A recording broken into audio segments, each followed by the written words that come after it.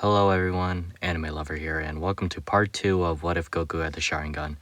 Please be sure to like, comment, and subscribe if you want more stuff like this. Now let's get into it. Last time we left off where future Gohan stayed in the past in order to train present time Gohan.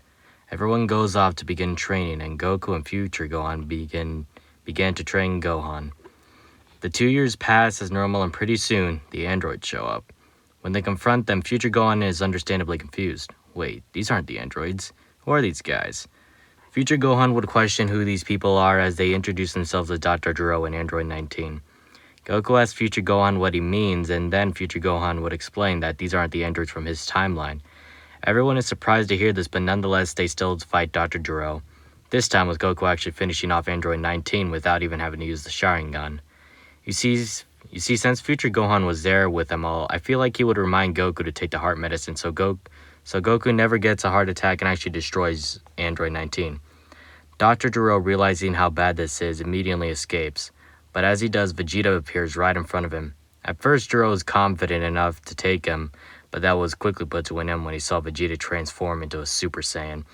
Vegeta immediately puts an end to Dr. Gero, and everyone is really surprised to see that Vegeta is now a Super Saiyan as well. Now they have 4 Super Saiyans on their side. Yes, 4. During the time when they were all training, Future Gohan helped Gohan achieve Super Saiyan, especially since he knows how to trigger Gohan's rage better than anyone else. Everyone is happy they defeated the androids, but Future Gohan is still trying to figure out why Gero and 19 were there and not 18 and 17. Future Trunks then arrives on the scene and questions everyone about the androids, and is happy to hear that they succeeded, but Future Gohan then speaks up, saying that it wasn't the ones from their timelines. Future Trunks is shocked by this and questions why, with Future Gohan saying that it might have been a butterfly effect. That or their information was wrong. While everyone was trying to figure out what was happening, meanwhile, Gero had uploaded himself into his computer. At the last second, he had uploaded his consciousness into his computer, knowing full well he wasn't going to survive against Vegeta's blast. Gero thinks of a way to try and destroy Goku until he comes up with an idea. It's a bit risky, but it will be worth it in the end if it ends up succeeding. He brings down 2 pods from his upper lab and activates 2 androids with 17 and 18 on the pods. The 2 pods open up as 2 people walk out, that being Android 17 and Android 18. He tells them everything that has happened so far, and 17 and 18 are pretty surprised by this, especially since Gero is now a computer. He orders them to go after Goku, but they don't immediately leave. Instead, they turn their sights on the other pod. It had 16 on it, and they question Gero about it. He just tells them that it's not important to just go, but as he did, the doors exploded with the entire Dragon team standing there. Future Gohan and Future Trunks both become enraged when they see 17 and 18. Trunks raises his arms, but Future Gohan stops them, telling that they need to proceed with caution. Goku asks if they're the androids they were looking for, and Future Gohan replies with a firm yes. 17 and 18 are pretty confused about how Future Gohan knows them, but they didn't really care. Without another word, both raise their hands and fire off a powerful ki blast, destroying the entire mountain in the process, including Gero, unfortunately for him. Everyone did survive the blast, but they watched as 17 and 18 awaken Android 16. Future Gohan and Future Trunks are surprised by this, not knowing who that was, never seen him in their timeline. 16 tells 17 and 18 that Goku is his primary and only target with the sole purpose of killing Son Goku. 16 then sees Goku and immediately goes towards Goku to fight him. 17 and 18 assume that the person 16 is going after is Son Goku, and decided that since they don't really have anything else better to do, they might as well kill Goku. Goku goes Super Saiyan and immediately begins to fight 16, but then quickly realizes that 16 is actually quite powerful. So he then activated the Sharingan, helping Goku hold himself against 16. Goku was doing good until 17 and 18 join in. They begin to quickly overwhelm Goku even with his Sharingan activated, having a bit of trouble keeping up with them all. Right before they're about to finish him off, Future Gohan quickly joins in, blasting 17 and 18 back. He goes Super Saiyan as his eyes turn red and the Sharingan symbols form. Vegeta faces 18 and powers up and immediately begins to fight. Trunks charges in to help Vegeta as well, but as soon as he tries to fight 18, he's immediately slammed into the ground.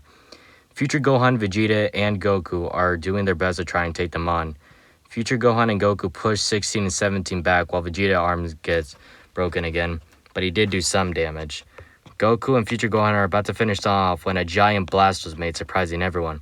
And there, standing in the middle of the dust cloud, was none other than Cell in his imperfect form. While he was trying to absorb some energy from people, He felt multiple power levels rising and fighting and decided to investigate to find Goku and future Gohan were the ones he was feeling, and the androids. Before anyone could even do anything, Cell used a solar flare, blinding everyone, and he immediately charged at 17 and 18, quickly absorbing them. No one knew what was happening, and a bright light forms as Cell screams out. Standing there where the androids once stood, now stood Cell in his perfect form. Cell chuckles and thanks Goku and future Gohan, saying that they did all the hard work for him, and now that he was fully perfect. 16, who despite knowing that for a short time, was angry at Cell for absorbing 17 and 18. He fires at Cell, but just as he throws the punch, Cell just barely flicks his wrist and sends 16 crashing into a mountain wall. Everyone is terrified of Cell's power. Cell raises his hands and begins to charge up a powerful killing blast before he then stops. Everyone is confused by this before Cell says that if it wasn't for future Gohan and Goku, he wouldn't be here in his perfect form. So he tells them that he'll allow them to live and try to get stronger in order to defeat him. When future Trunks questions Cell about this, he just says that it's his thanks for making them perfect. With Cell actually wanting to see how strong Goku could become and thinking that it would just be boring if he killed Goku without even him putting up a good fight. Cell leaves telling them that they have 1 week and that he will be facing them for the fate of the entire planet in the form of a tournament, this being the Cell Games. Everyone realizes they have to begin training again, but this time a lot much more harder and stronger. Everyone is worried and concerned about how they'll become that strong in only just a week. This then sparks an idea in Goku's head. He begins to tell everyone about a place where they can get a whole year's worth of training in 1 day, this being the Room of Spirit and Time. Everyone heads to the lookout in order to begin their training, but as they do, Krillin stops them and asks about Android 16. Future Trunks is a bit angry by this, considering he just watched the same android trying to kill Goku. Krillin says that it was obvious 16 was sad about 17 and 18, and maybe he could help them. Plus, 16 did say that he was programmed to kill Goku, so maybe they could try and reprogram him with Bulma's help. She is a genius, after all. Everyone has been nervous about this, but they agree to it, and while everyone goes to lookout, Krillin takes 16 to Bulma. Everyone arrives on the lookout and quickly explains the situation with Cell to Kami, who understands and allows them to use the time chamber before being confronted by Piccolo and asking him to merge with him. Kami is even more quicker to agree to this more than he did in the main timeline because of how much stronger Cell is now back instead of back during Dragon Ball Z. Because of this, the Dragon Balls deactivate and are no longer active. At least for now, anyway. Everyone begins to discuss who will go first, and before anyone can argue, Vegeta says that he and Trunks will go in first. After this, everything pretty much goes the same, with the exception of Vegeta challenging Cell right after coming out of the time chamber. As confident as he is in his own power, he wants to wait until the tournament to show off his full power to everyone. Since Goku and Vegeta both already got their days, Piccolo decided he wanted to just go inside the time chamber for a bit just to see what new abilities he got from the merging. And pretty soon, the time of the Cell Games would finally arrive, which is where we'll be leaving off for now. Please like, comment, and subscribe for more content like this, and thank you for all watching. See you next time.